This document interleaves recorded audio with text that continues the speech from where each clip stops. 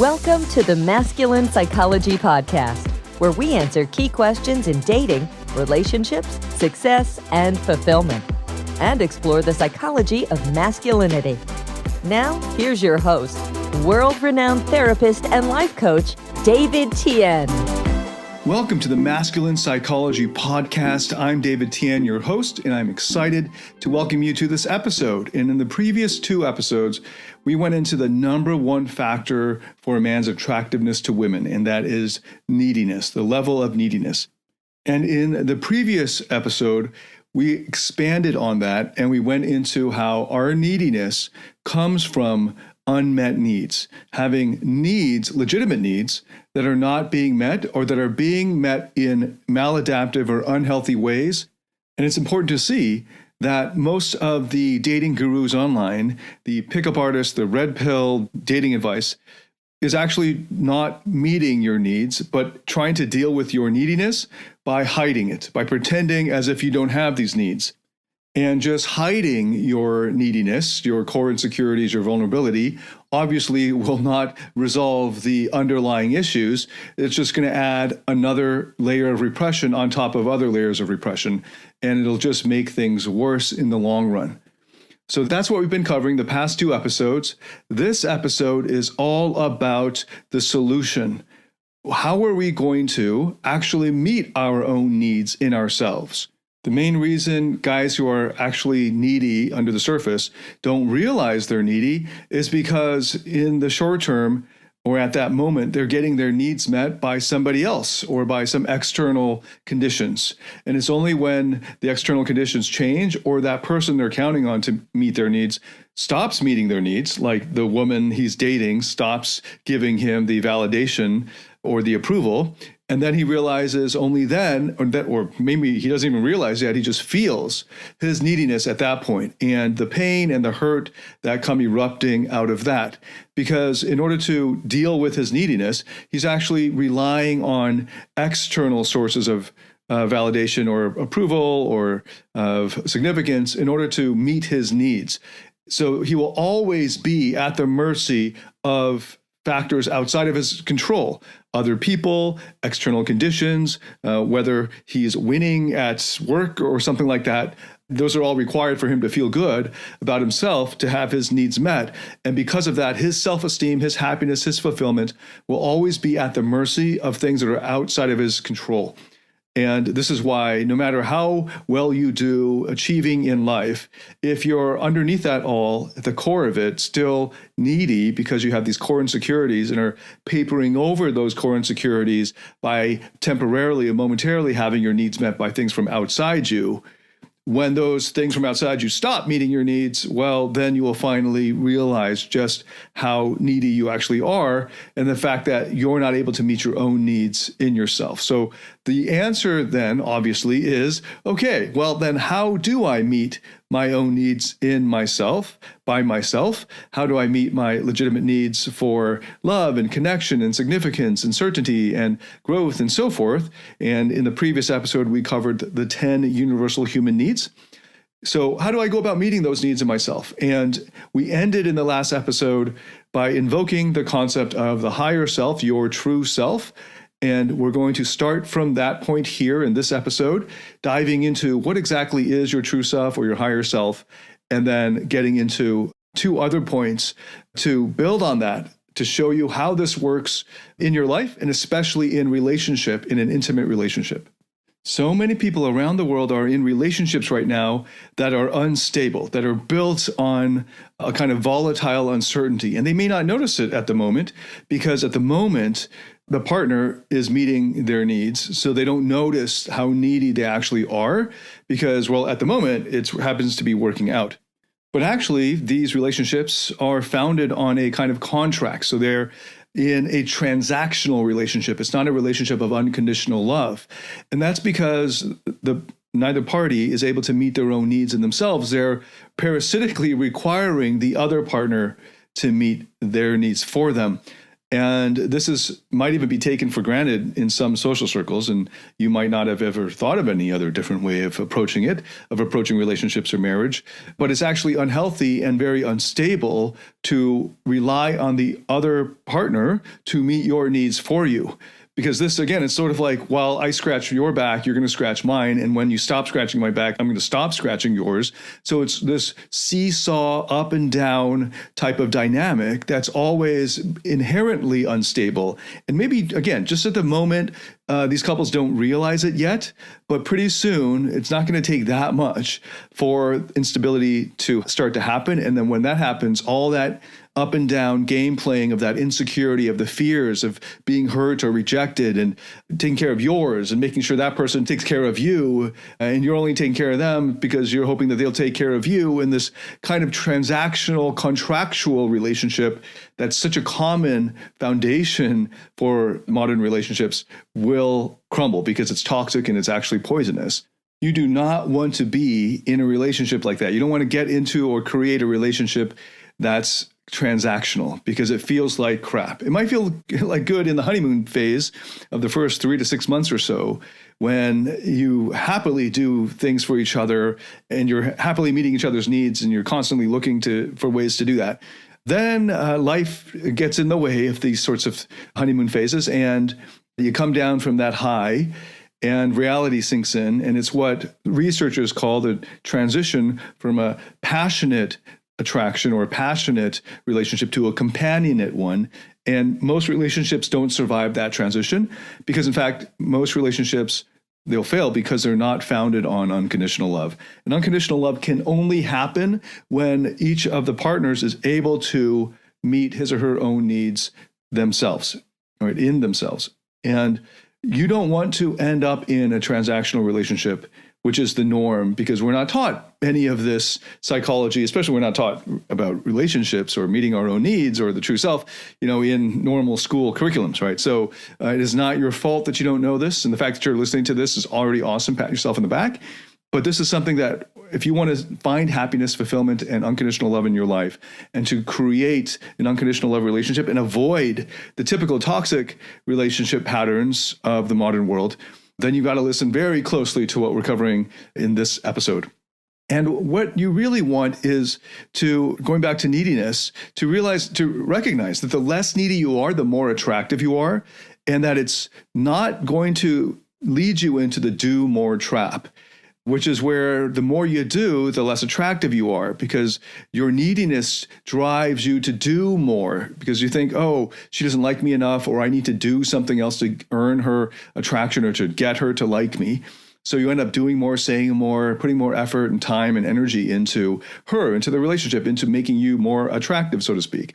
When in fact, that counterintuitively, the do more trap will actually, it's a trap. It'll lead you into the quicksand, and it'll go sink you deeper and deeper and make you less attractive, ironically.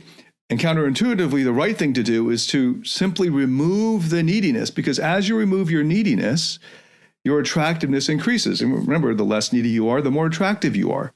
So that sets the scene. That's the longer review of the past 2 episodes to bring us into the 3 points here. And the first point being, building off of the last episode, your higher self is the only thing that can meet all of your needs fully in yourself. So these needs that are being felt so acutely, of the need for love and certainty and significance and connection and so on, it's our vulnerable parts that are feeling these needs most acutely, and it's only your higher self that can meet them fully at a 10 out of 10, reliably, consistently for the rest of your life. Now, sometimes your intimate partner could meet those needs for you, or friends or external circumstances could meet these needs on a 10 out of 10 momentarily or temporarily.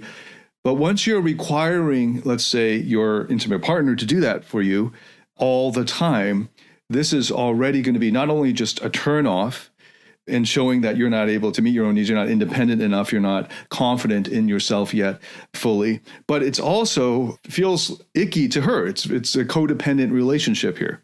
So what is this higher self within us?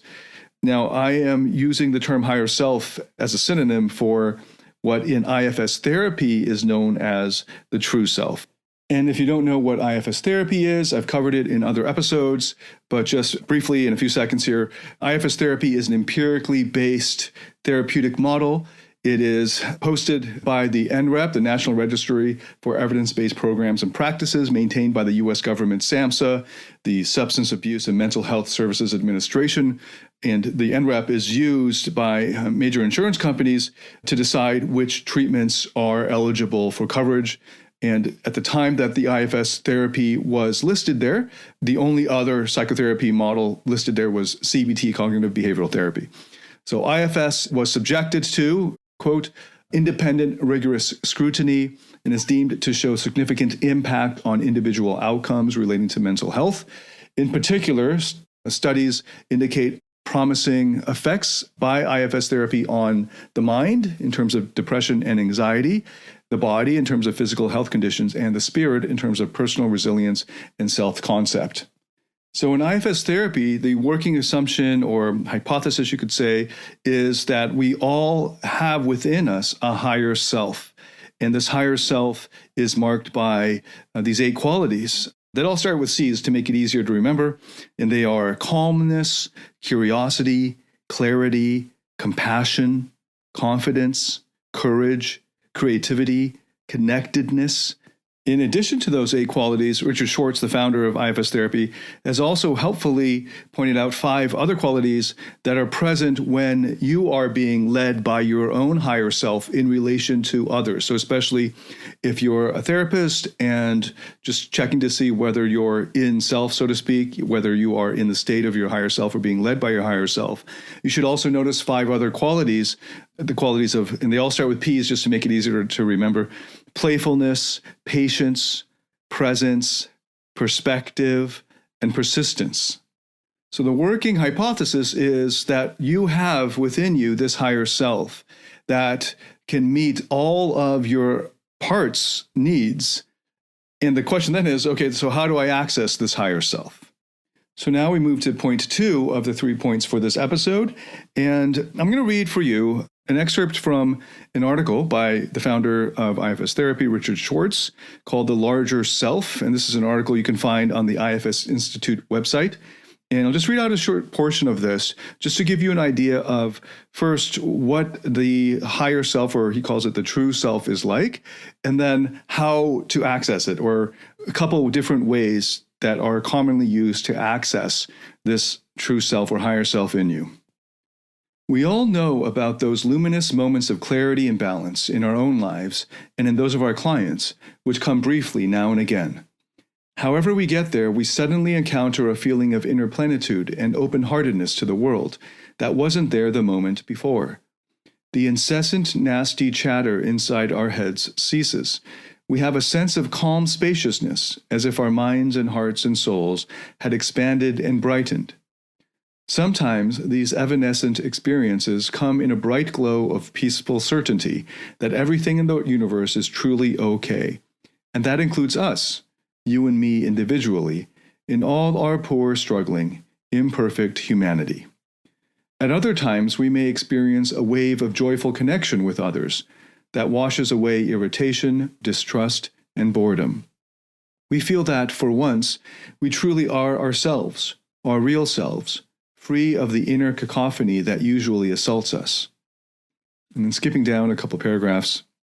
In the early 1980s, I began noticing that several clients with eating disorders described extensive internal conversations with what they called different parts of themselves when I asked about what happened inside them to make them binge and purge. I was intrigued. I had one client, Diane, ask the pessimistic voice she was describing why it always told her she was hopeless. The voice responded that it said she was hopeless so that she wouldn't take any risks and get hurt. It was trying to protect her. This seemed like a promising interaction. If this pessimist really had benign intent, then Diane might be able to negotiate a different role for it. But Diane wasn't interested in negotiating. She was angry at this voice and kept telling it to just leave her alone. I asked her why she was so rude to the pessimist, and she went on a long diatribe, describing how that voice had made every step she took in life a major hurdle. It then occurred to me that I wasn't talking to Diane, but to another part of her that constantly fought with the pessimist.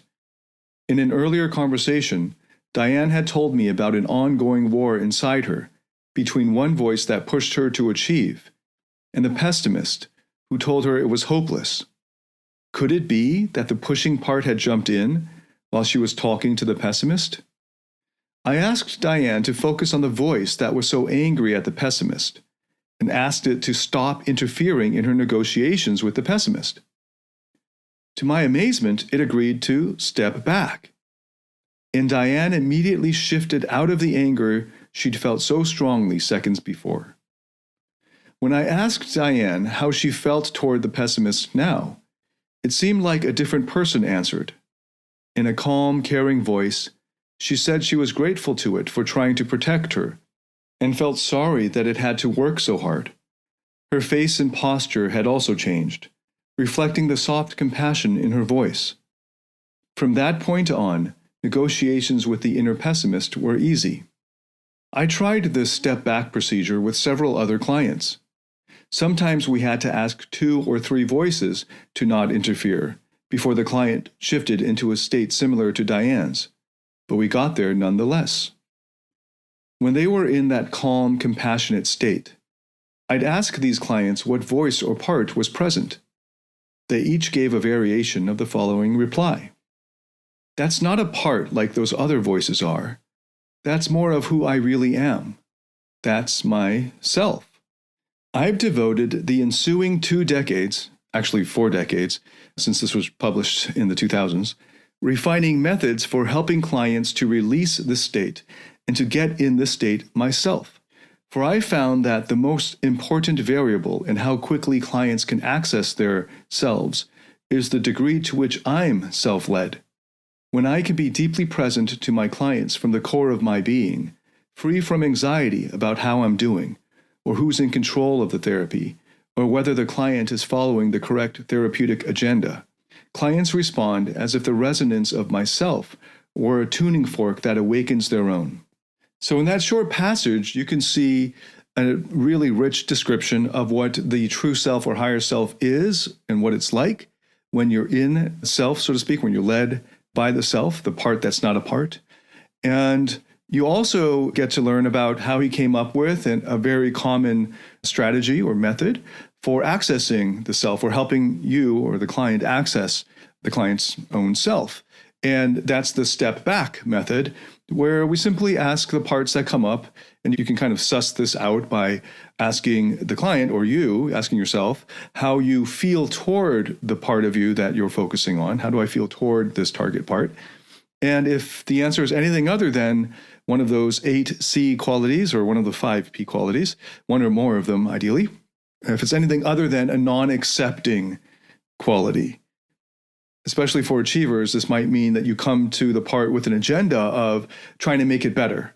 I want to improve this part so that the achieving part, can achieve more and hopefully get significance or the feeling of enough from that. That's a very common pattern. And so you'll notice then that for the achiever, the answer to how do you feel toward this vulnerable part of you or this target part, and if it's something other than acceptance, if it's not acceptance, then that's another part that is viewing or focusing on the target part. So you can ask that part of you that feels that way. And in the example that Richard Schwartz gave with Diane is that there was this angry, judgmental part that was trying to get the pessimistic part to step aside because she had her own agenda.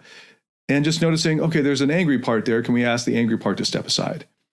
And it's not as simple or straightforward as just asking the part to step aside sometimes. Sometimes it is, as he says there, it describes there. But sometimes the parts won't step aside.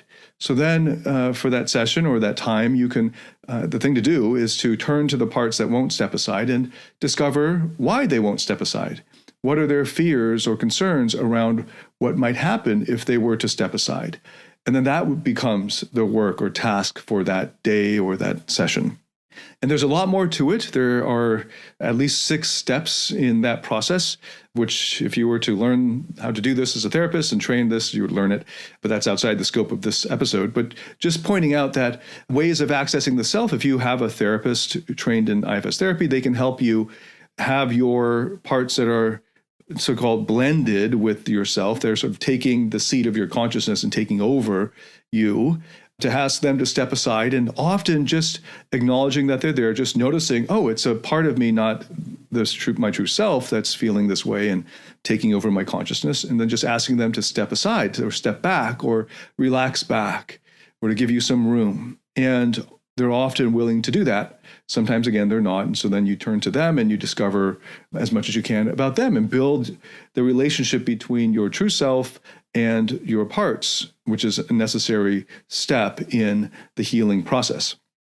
Now, at the beginning of a therapeutic process, the client, or we as the side with you as the client here, we often aren't able to access ourselves. So in the case of my online courses, my voice in the meditations and in the exercises sort of stands in as your higher self. And in the therapeutic relationship, in your therapeutic sessions for your private therapy, the therapist, a trained and good therapist, would take that role and sort of coach your true self to, or maybe a better word is coax your true self to take leadership by having and building trust with the parts that keep jumping in, to build the trust with them so that they're willing and able to relax back and trust in you, in your true self, or the true self of the therapist enough to be able to step back.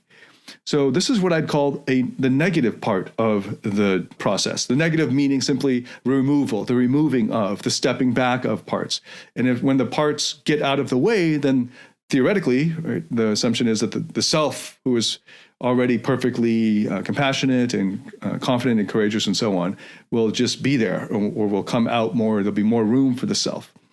But there's also a positive project. In other words, there's not just a removal, but there's a building up. And the positive project could be something like meditations. So one of the most powerful ways of, on a daily level, on a daily basis, of accessing yourself are doing these meditative exercises. One of the most basic is the loving kindness meditation. It's an ancient tradition of meditation that goes back thousands of years. And another term for it is metta, M-E-T-T-A. You can find loving kindness meditations on pretty much every major meditation app. In my legendary coaching group, I provide versions of the loving kindness meditation for our members that you can do in just 10 minutes or less. On the Oak app, which is free as far as I know, and it's at the moment of this recording, the OAK meditation app, which you can download, they have a loving kindness meditation that's great. And you can set the timer to 5, 10, 15, 20 minutes or whatever it is, and choose the voice and the background sounds, and it'll lead you through the loving kindness meditation. And it's a really great way of getting into compassion. And there's the basic loving kindness meditation will ask you to send well wishes to yourself. And from an IFS perspective, what you can practice is sending well wishes to your parts. And then building into not only may you be happy, may you be healthy, may you be at peace, you say to your parts. And the normal loving kindness is just you say it to yourself. But we're going to nuance it even more with the IFS framework, which is that you're saying it to your parts, is all the parts that you're aware of. But even more, you can say, may we be happy, may we be healthy, may we be at peace. And now we're taking it on as a kind of a group, a community of an internal family, right, inside you, right, internal family. So meditations are a great way of doing it. Loving kindness is super basic, super easy to do. And then there are more advanced IFS meditations, and I include those in my courses, Freedom U, and in the more advanced legendary coaching group meditations that start to show up at month 8 and beyond.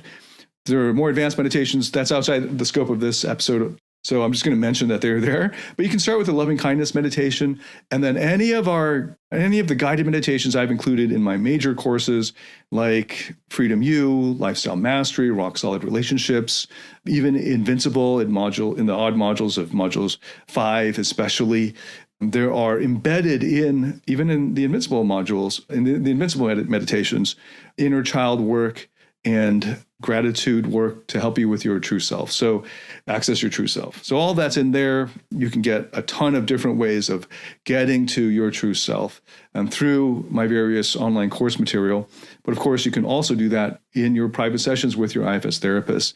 Obviously, any kind of therapy work, which is, an hour a week, this is the sort of thing that you're really going to have to embrace for the long term. So generally speaking, it'll be 20 sessions, so like half a year to a year and a half, 2 years. Plenty of people continue for years, several years or more, and making it just a regular part of their lives because of how important it is, because it's everything. It has everything to do with your emotions, your relationships, everything. When you're in self, when you're in operating from the leadership of your higher self, when you're in self, meaning your higher self is in charge of your consciousness, the quality of your life changes completely. Versus when you're in a part, even for achievers, parts that generally are running around trying to get things done, accomplish goals and hack stuff, optimize stuff. And you might think that this is enjoyable. Often it's actually not, especially after you've accessed your higher self. Plenty of people who are hard-going achievers resort to drugs and psychedelics in a desperate bid to access the higher self. And they might have accessed it inadvertently by accident on a trip, on a so-called trip. And then they can't recover it consistently because they're dependent on this drug to get them there. And it's questionable whether they were even really in self at that moment or maybe in a self-like part. And anyway, this is outside the scope of this episode, but I just want to point out there are many ways to access the self. The only reliable, consistent way to make it a part of your life, so you're sort of floating through life as much as possible from the leadership, from the state of, from the perspective of, with the leadership of the true self, of your higher self, in the seat of your consciousness, your whole life completely transforms and everything goes so smoothly in your interpersonal relationships, despite any other external factors that might happen, terrible tragedies that might happen to you, or interpersonal conflict because you can't control how other people are. But you being in the state of your higher self makes everything so much more effortless, so that it really does seem effortless. The more I talk about it, I realize if you've not experienced it before, it sounds like hyperbole and it's hard to believe.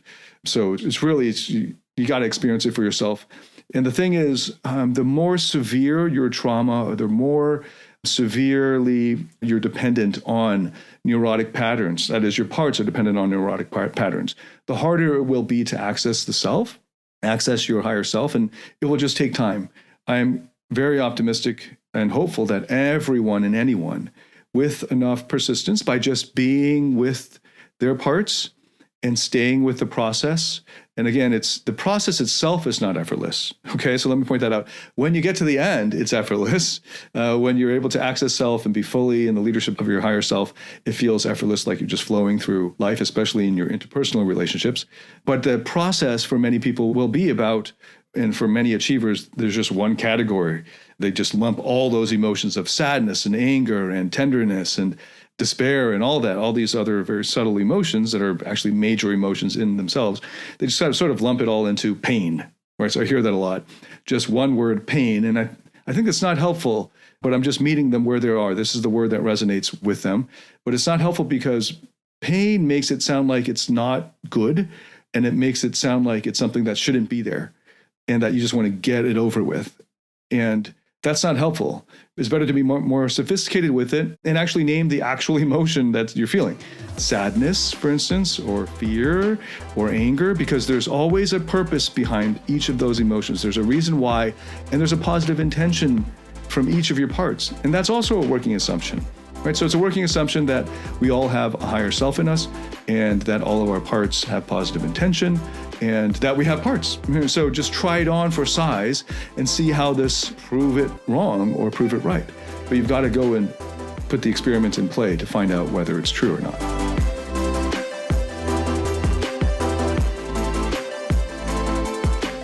Do you struggle in your interactions with women or in your intimate relationship?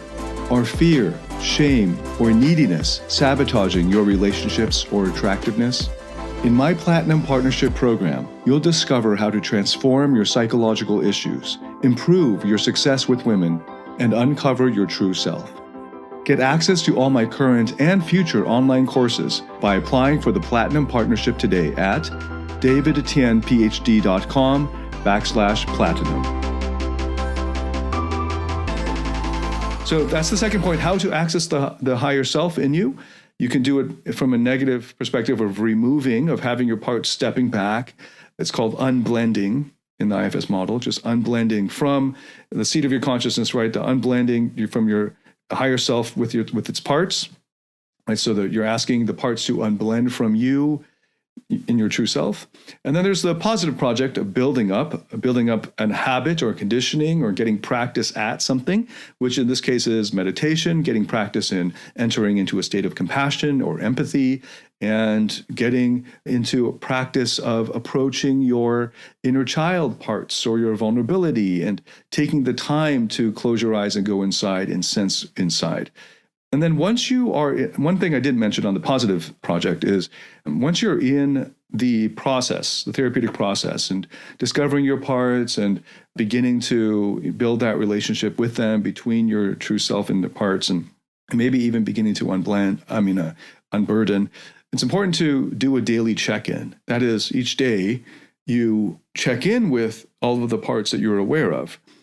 And the more of the therapeutic process you do, the more parts you'll become aware of and the more parts you'll discover, right? So this is part of the pleasure and the joy of it, discovering new parts of yourself that maybe you kind of knew that were there, but you didn't have a relationship with them. And it's really awesome when that happens.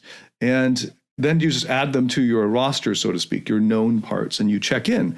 So that could be as quick as just, hey, how you doing? You go inside, you close your eyes, you sense inside. Maybe for some people who are very kinesthetic, they're generally, the parts, each of them are located in specific parts of your body where there's sort of a concentration of tension or energy or whatever it is.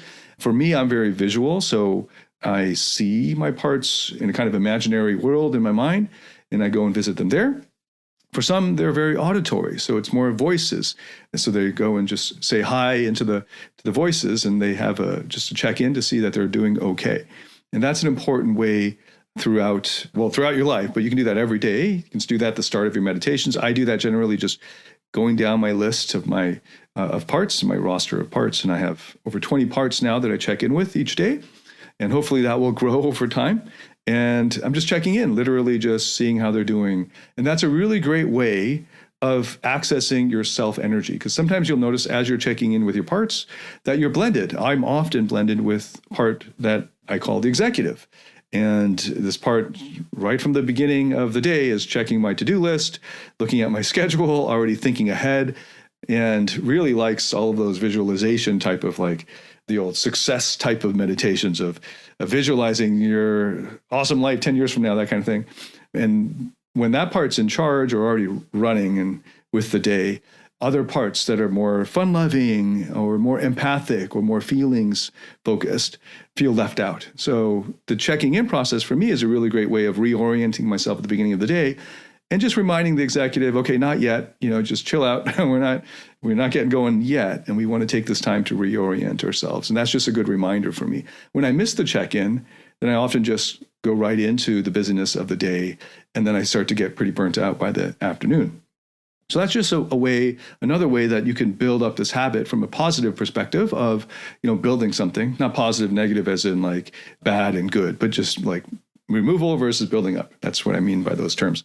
So in addition to meditations, various types of guided meditations, you can also practice accessing yourself, your true self and higher self by checking in with your parts each day or throughout the day. Whenever something triggers you and you feel unsettled, you can just close your eyes, find a quiet space, close your eyes, and then go inside and see which parts are being triggered and what it is that they need and so forth.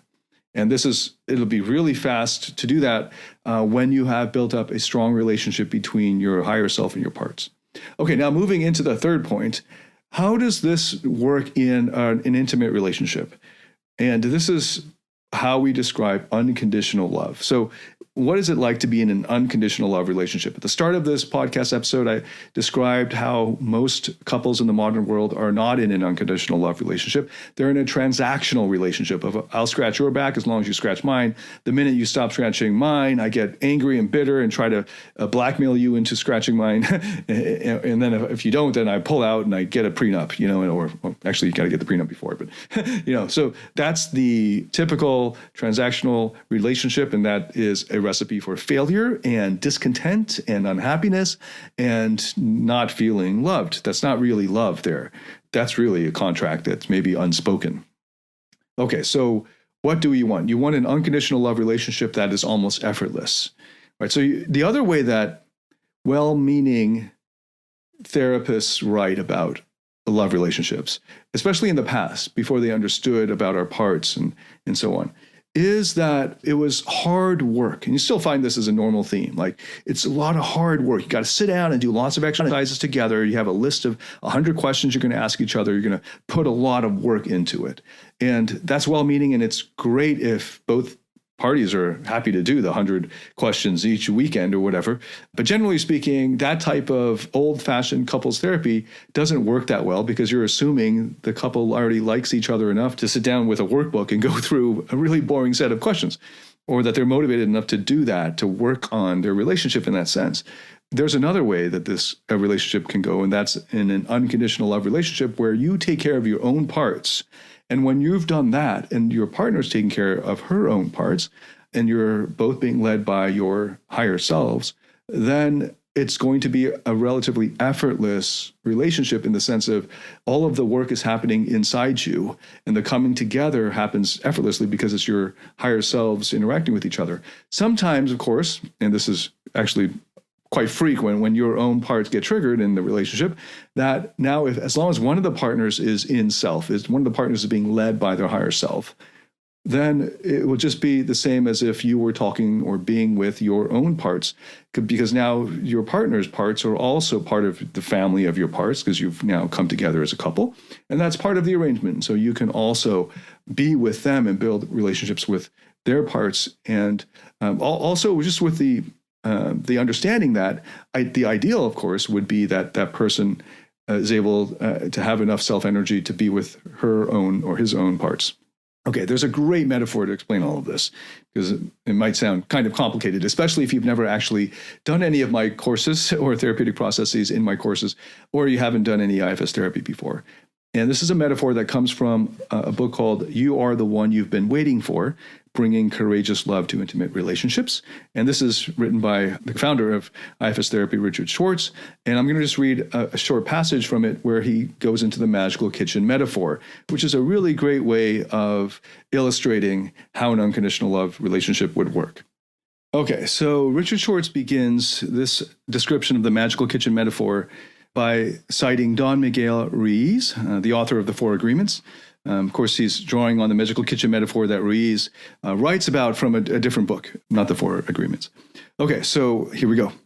Don Miguel Ruiz uses the metaphor of the magical kitchen to describe intimate relationships. I will embellish his metaphor to illustrate what happens with our parts.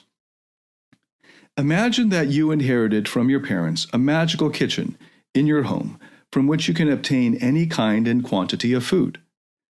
Because your parents fed you unconditionally, you learned to do the same with your many children. They are happy because they love your food.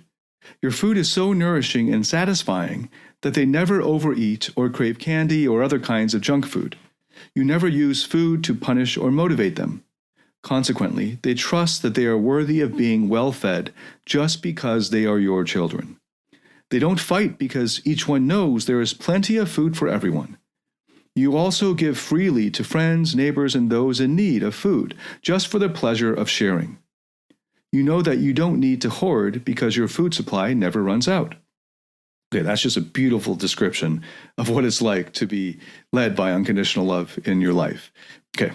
Then one day a man knocks on your door and offers your children a steady supply of pizza and candy if they will take care of him emotionally. Because you and your kids are so full, and you can see that he doesn't take good care of his own kids, your response is, "No, thank you. We have plenty of food of our own." Okay, so I just noticed in his passage here, he is writing from the perspective of the woman. So I'm going to switch it up just because this is the masculine psychology podcast. And I know most of you guys listening are men. So I'm going to switch it up for you on the fly. Okay, so on another day, a different woman knocks. She is like you in that she has many children whom she feeds generously and who are happy and satisfied. She is attracted to the cuisine of your magical kitchen, but she doesn't need it because she likes to cook and has plenty of food of her own. Her children love playing with yours and would like to live in your house, but because they know that she will care for them no matter what happens with you, they trust her to decide where to live. You invite her to share your home, and you love how much the two of you enjoy each other's cooking. Both sets of children relish the mixed cuisine that now comes from your kitchen. Now imagine that you live in a different household. You are very poor and have little food for your children. Okay, now just in case you've already forgotten, this is about your true self and your parts. So in this analogy here, this metaphor, your children are your parts, and the ones that get locked in the basement are your exiled, vulnerable parts, your inner child parts. And then the ones that take over the older children are your protector parts. Okay, so I'm going to continue. Because they are starving, the youngest and weakest of your kids, your parts, remember, cry all the time and beg you to find someone to feed them. Their desperation drives you crazy, and you lock them in the basement so they aren't always in your hair, and you're not always reminded of their suffering. That's the way your parents taught you to handle problem children. So notice this is a great description of repression, which is the normal way of dealing with neediness. Right? So your youngest and weakest kids, your youngest and weakest parts are needy, and they're crying out all the time and begging for a woman to meet their needs, to make them complete and whole. And their desperation drives the protector parts crazy, and the protector parts lock them in the basement. Right? So this is a normal kind of repression. As hard as you try to ignore the sobs of those young ones, however, you can still hear them through the floorboards. The urgency of their need is like a constant gnawing in the back of your mind. Some of your older children lose trust in your ability to take care of the family. They take on adult-like responsibilities, prodding you to work harder, trying to contain or calm the ones in the basement, and searching for food. Because these older ones aren't equipped to handle this level of responsibility, they become rigid and controlling. They're constantly critical of your work habits and performance, and they expend enormous amounts of energy trying to keep the basement children at bay. As the woman with the pizza and candy heads towards your door, the basement children smell the food before she arrives. They go insane with joy at the prospect of being fed and possibly released from their exile in the basement. They idolize the candy man and are willing to do anything to please him. You and the older kids are hungry, exhausted, and impressed by how happy the candy woman makes the basement children feel. The possibility is very appealing of no longer having to deal with them and instead letting them attach to someone else. Consequently, despite some misgivings about this woman's demands and the poor quality of her food, you and the older children agree to satisfy her emotional needs in return for steady meals. She turns out to be abusive at times, but your younger kids fear starving and being returned to the basement. Also, while she is increasingly stingy with the pizza and candy, the younger kids are addicted to it. Every time you bring up the topic of throwing her out, they override you. Now imagine that the food in the story is really love, and the children are the different parts of you. If you identify with the first parent, who has the magical kitchen, you don't need to read the rest of this book. That's because when you love and accept your parts unconditionally, simply because they are in you, they won't be attracted by the false promises of certain other people. And when you find the right partner, your parts won't be so dependent, demanding, protective, or easily hurt that they create constant dramas or make you tolerate abuse. Instead, they each will love your partner in their different ways, enriching your experience of intimacy, secure in the knowledge that if they are hurt by her, you are there for them and you will deal with her. If you are like most people in this culture, however, you learn from parents and peers to exile certain parts of you. Therefore, the basement of your psyche is filled with love-starved, vulnerable inner children. Because they get so little from you, they will be obsessed with finding someone they can imagine can rescue them, and, out of their desperation, will blind you to that person's faults. So they are likely to make you pick miss wrong, and then because they are so needy and vulnerable, will either make you stay with that person too long, will overreact to perceived hurts from her, or will try to control how close or distant she gets to you or to others. So, where can you find the equivalent of a magical kitchen? A boundless fountain of love from which your parts can draw. It's in the last place you would ever think to look. Your self. Your true self or higher self. But your parts have been convinced by messages from your culture, our culture, and by the way you've treated them in the past, that their only hope for finding the love they crave is in the outside world. This notion is not entirely a myth. Your parts can get a great deal from another person, but that is only possible if they already have a loving relationship with you. In IFS therapy, you will learn how to become the primary caretaker of your parts, so that your partner can be their secondary caretaker. Skipping down now, paragraph. Your partner will appreciate this arrangement because she won't feel the weight of your emotional dependence or the sting of your rage when she is unintentionally neglectful. Your parts will look first to you rather than her for their sustenance and for comfort when they are hurt. With this arrangement, they can stay calm and not panic when she distances, not fear being hurt when she gets close, and allow her to be who she is rather than make her into the image of the person they have been dreaming of. When she cries, shows fear, or otherwise acts like one of your vulnerable parts, you can lovingly comfort her because you know how to do that with those parts of you. When she is angry, you don't have to get defensive because you don't have a nasty inner critic that is agreeing with and amplifying her criticism of you. When she is shy, you don't begin to judge her since you are accepting of the shy part of you.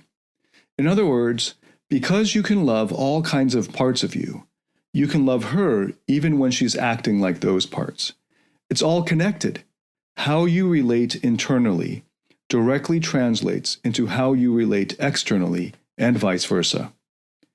Intimacy is often defined as the ability to reveal all aspects of oneself to another and feel accepted.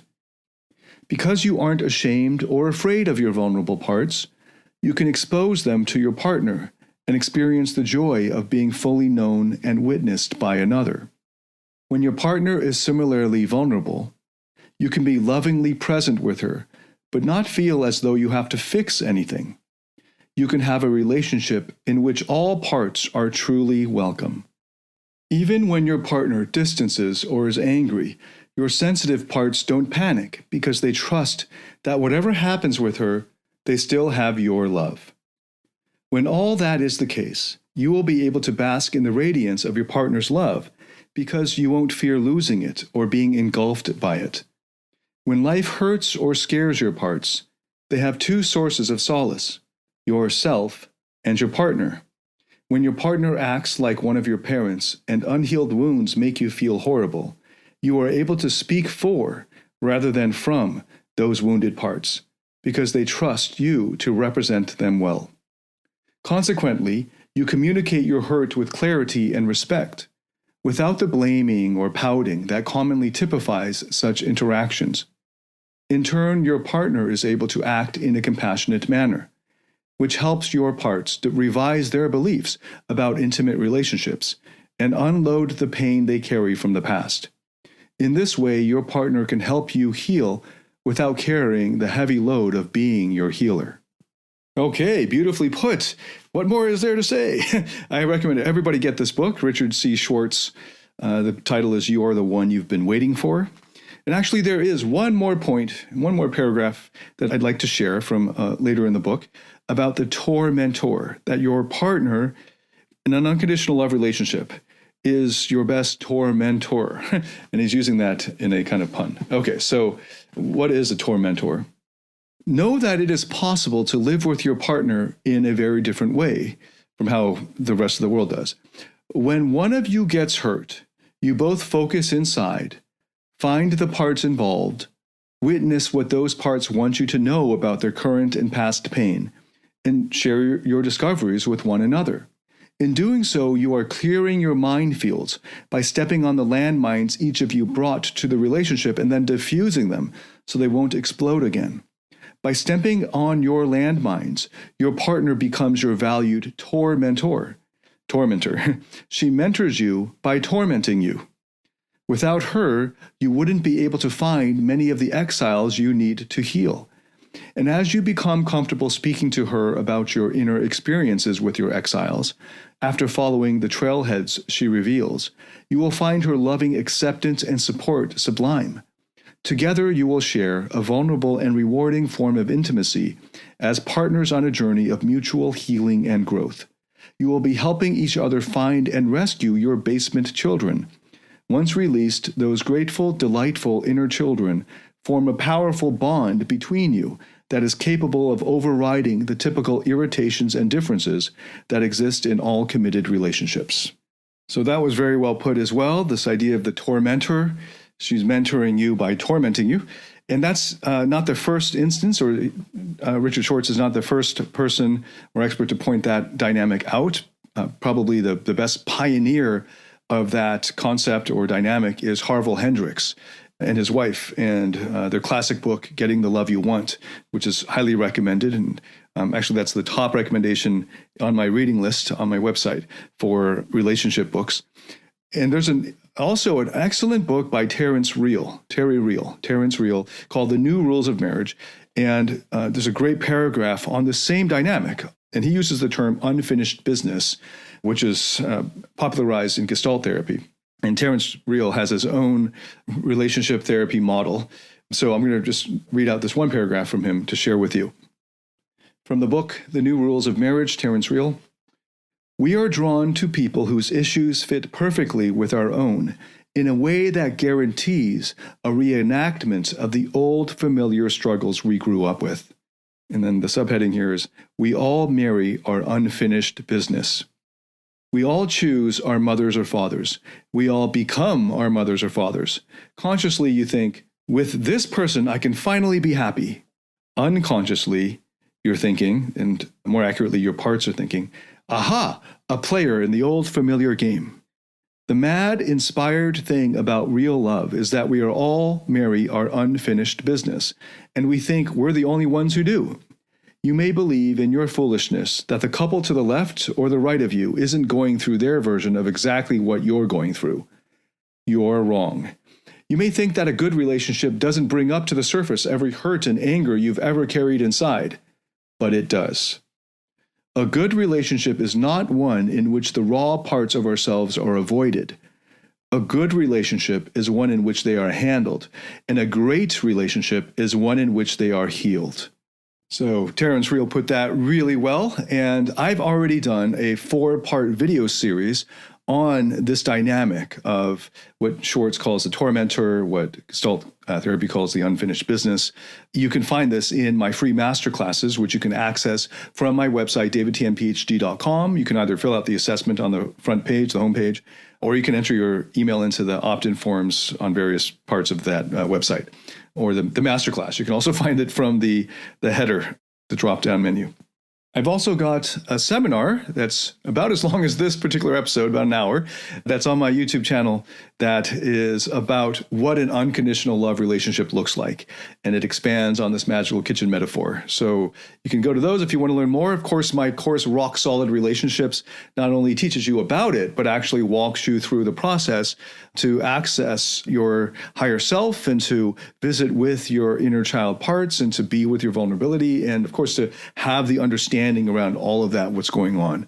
So just to recap this extra long episode here, the first point that we covered was, what is the higher self? So with the background understanding of the higher self is what is the only way, surefire way that you can reliably meet your own needs. What is the higher self? And then the second point was, how do you access this higher self within? And we covered the negative and positive ways of doing it. And then the final point was what it looks like to meet your own needs in the context of an intimate relationship. So in other words, what does an unconditional love relationship look like? I went into detail reading from excerpts from Richard Schwartz's book, You're the One You've Been Waiting For, especially on the magical kitchen metaphor, and then on concept of the tormentor, and acknowledging the pioneering work of Harville Hendrix there, and a very short paragraph from Terence Real on that same idea of unfinished business. Okay, so I've already gone over time. There's plenty more to say about how to create an unconditional love relationship and the various steps for the therapeutic process to prepare yourself for such. And that'll be in future episodes, as well as many of the episodes we've already done here. And just before I go, I just want to point out that some of you might be feeling like it's quite daunting, this whole task of being there for your parts, of discovering your vulnerable parts locked in the basement, so to speak, and then working with the older children parts and all of that. Seems like maybe it seems like a lot of work, and it usually is. This usually requires, for the average person, many months and years of therapy if you go at it on a 1 hour a week basis. And part of the reason I put out so many online courses, hundreds of hours of material in my online courses, is as a kind of accelerant to accelerate that process, to jumpstart it, to ignite the process for you of these therapeutic goals of discovering or accessing your higher self, of building that relationship between your higher self and your parts, of being comfortable with the vulnerability. And one thing I didn't mention, just because we didn't have the time, is many of the pre-therapeutic process. So part of the early process is just getting you good at emotional regulation, of being able to improve your distress tolerance, of improving your mindfulness and presence, and being able to just be with your emotions. So that's a big part of it. And that's something that my online courses help with as well. So if you want to speed up the process by 5 to 10 to 20x, you can take my online courses and they guide you through that process. The best way to do it, obviously, is the All Access Pass, which is called the Platinum Partnership. Okay, so in the next episode, we're going to be getting into how focusing on short-term dating success actually sabotages your success in a long-term relationship. And a lot of guys are just focusing on getting lucky, getting laid, hooking up, dating. And the way that they're doing that is actually setting themselves up for failure when it comes to finding a loving relationship. So I'm going to be walking you through why that's the case and what to do about it in the next episode. So I hope to see you in the next episode. Thanks so much for listening, especially to this extra long one. And if this was helpful to you, please share it with anyone that you think would benefit from it. And if you liked it, please leave a review or a rating on iTunes podcasts. I'd really appreciate that. And I love reading all the reviews. Thanks so much for listening here. And I look forward to working with you again and in the next episode. Until then, David Tian signing out.